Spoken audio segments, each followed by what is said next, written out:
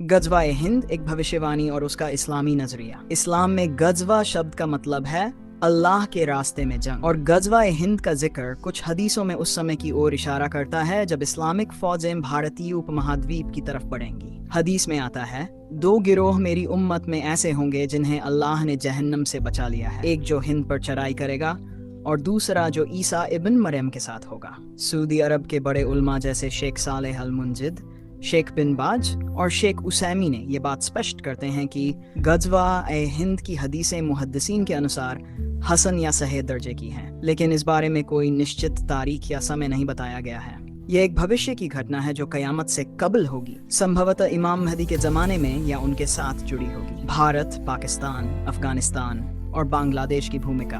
भारत ये मुख्य क्षेत्र माना जाता है जहां ये मुहिम होगी। यहाँ इस्लाम की दावत, अमन और हिदायत के लिए ये जंग होगी, जुल्म या कब्जे के लिए नहीं। पाकिस्तान और अफगानिस्तान, कुछ मुअल्लिफों का कहना है कि गज़वा हिंद में फौजी गिरोह पाकिस्तान और अफगानिस्तान की तरफ से होंगे, लेकिन ये बात कुरान या सही हदीस से स्पष्ट नहीं होती, ये सिर्फ कयास है। बांग्लादेश और अन्य मुस्लिम मुल्क, ये सारे इलाके उम्मत का हिस्सा हैं, लेकिन उनकी भागीदारी को लेकर कोई साफ भविष्यवाणी नहीं है। सऊदी विद्वानों की राय में मुल्कों के नाम नहीं लिए गए, बल्कि सिर्फ एक जंग का जिक्र है जो हिदायत के लिए होगी। इमाम अल महदी की भूमिका। सऊदी अरब के उलमा और हदीसी स्कॉलर बताते हैं, इमाम अल महदी का आना कयामत की निशानियों में से एक है। वह पूरी उम्मत के इमाम होंगे और उनके ज़माने में दुनिया में इंसाफ का निज़ाम लौटेगा। बहुत मुमकिन है कि गज़वा हिंद उसी ज़माने में हो जब इमाम महदी के नेतृत्व में इस्लामी ताकतें जुल्म और फसाद का खात्मा करें। मुसलमानों की जिम्मेदारी क्या है?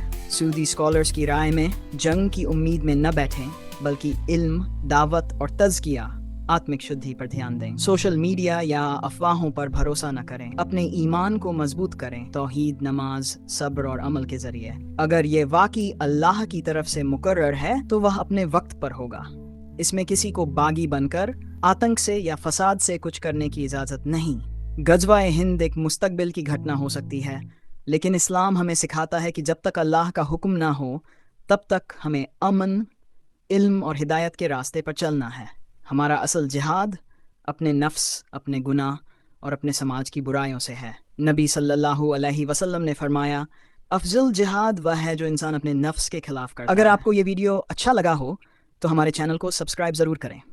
आपका सब्सक्राइब, लाइक और शेयर इस्लाम के पैगाम को फैलाने में मदद करेगा और इसका नेक अमल आपको ज़रूर मिलेगा। इंशाअल्लाह।